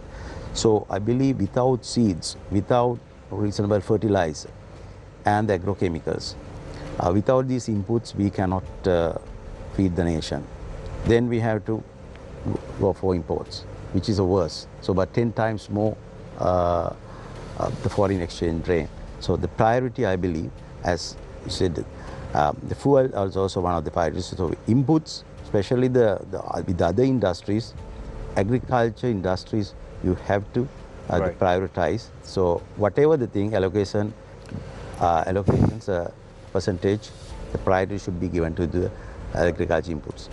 So as we're in the final round, Dr. Ajit, what is your final take? What is the way forward for Sri Lanka? So what I can say is that, first of all of us have to agree that there is a food security crisis. There's food scarcity in this country, and large number of people are facing this problem. Then this food security issue would lead to malnutrition in coming months, which would come as acute malnutrition, chronic malnutrition, and also long-term effects of this kind of acute and chronic malnutrition would have a strong impact in years to come, and also for future generations. That is the main thing, that we must all agree that there is a problem. Then once we agree that there is a problem, then we must analyze the intensity of the problem, the length and breadth of the problem, and also see who would be most affected, which sector, which gender, which age, which area, which region, and which sectors. And then we must assist the most needy people, because we will not have enough money to assist everybody. So we must assist the people who are most needy and who are mostly at risk of dying, of having acute malnutrition. So it may be children, elderly, pregnant mothers, whoever. And based on the amount of donations we would get, we will have to formulate a plan to overcome this acute crisis. So while facing this acute crisis, we must also have long-term plans to overcome this crisis by fixing our economy. And not only by fixing our economy, we must look at the malnutrition rates we had earlier, before the onset of crisis, and then make sure that when we come out of this crisis, our malnutrition rates would be better than what we had. So this is how we must approach this. I mean, this is a multi-pronged thing, where the doctors, medical people, epidemiologists, agriculturists, veterinary scientists, and even social scientists should get together and work out a long-lasting solution where when we come out of the current economic crisis, we will have better rates than we had earlier. I mean, there are many countries who had faced this type of crisis. For example, Iceland, when they came out of the economic downfall, economic bankruptcy, their difference between have and have nots was lessened actually. So we must have a situation where we have better rates when we come out of this crisis, because then we have looked at our previous rates and then agreed that even the previous rates are not very good. So therefore, we must look at the future, plan for the future and face this crisis. Dr. Mallavarachi? Yeah, actually I think we need to understand the ground reality, because otherwise we can't address any of these issues, because at the moment we have realized that all the farmers are in all the sectors, livestock and the agriculture sector have been affected, and that is the main reason for them to give up and also not to get the proper production. So we need to understand it as a priority area, and most highest priority should be given to the agriculture production and the livestock, because food is a must for everyone. And also Sri Lankan dependency on other countries will further aggravate if we are not focusing to the agriculture and livestock production. So my request is people now are ready to go back to the previous agricultural processing and development activities if the government is giving proper support by providing the required input on time. And also most of the other countries, developed countries, are very happy, I believe, that at this moment, because Sri Lanka now depending on them. So we were suffering country, now the risk is there for us if we are not prioritizing on food. So my request is to keep your maximum priority on agriculture and livestock to feed the nation, otherwise we will not be an independent country anymore in future. Dr. Sudhanta, now a price of an egg is approximately around 50 rupees and a kilo of chicken is around 1,450 rupees to 1,500 rupees. Will these prices come down anytime soon? Yeah, of course, because now you know I heard that government is going to bring down percentage of fertilizer and also encouraging farmers to grow maize in the country. As soon as they encourage the farmers to grow and support, when they grow maize, definitely cost of production of feed will come down. As a result of that, egg production cost also will come down. Yeah, now also, that's a long-term process, isn't it? Yeah, actually it will take at least another 4 months minimum if they start growing now. But it is a very sensitive area, because we can't expect 100% production if we are not giving proper input at the required time. And also we need to be very careful about not allowing others to import animal products, because that will bring more diseases into country and the livestock industry will vanish. I recollect, Dr. Sudhanta, when I was a kid, when I was going to school, my mother used to always boil an egg and give it to me in the morning to have, and that continued for a few years. Unfortunately now, parents don't have the luxury to give an egg to children. Yeah, of course, that we know that, especially we are focusing on that also. Now we are advising our farmers as a veterinary association to bring down the cost of production by manipulating the feed formula. So at least we are trying our best to bring down the cost of production by averaging the formula to minimize the feed cost. So I believe sometimes you buy 10 eggs, 2 are spoiled, and that is also a concern. So that's why we are trying our best to introduce the expiry date on each egg, and also to sell it as a proposing sell the eggs as a kilo or gram weight, than selling a small egg at 50 rupees, because we consider average egg as a 60 gram. But now the farmers have no option because of the raw material unavailability. They manipulate the feed, and then the size of the egg will come down, and also selling at the same price. So the finally consumer affected. Thank you very much, Dr. Sudhanta Mallavarachi, President of the Sri Lanka Veterinary Association, Dr. Ajit Amarasinghe, consultant pediatrician, Mr. Saman Vasuvithana, former Vice President of the Institute of Agriculture, Professor Indika Karunatilaka, Secretary General of the Asia Pacific Academic Consortium for Public Health, for discussing on the lines of battling food security amidst the current economic crisis. Thank you very much, gentlemen, for joining us this evening on the show. Thank you very much, Disal. Thank you very much, Shania, for joining us on Face the Nation tonight. It's sad that we are in this state of affairs right now, not because of anything, but because of sheer mismanagement. If things would have improved for the betterment of our Sri Lankans, things would have been much different, very much different. And today you and I won't be sitting here discussing a subject relating to food security and malnutrition. With that note, I leave you tonight with a quote, as I always do. Hunger is actually the worst weapon of mass destruction. It claims millions of victims each year. It's just not limited to Sri Lanka alone.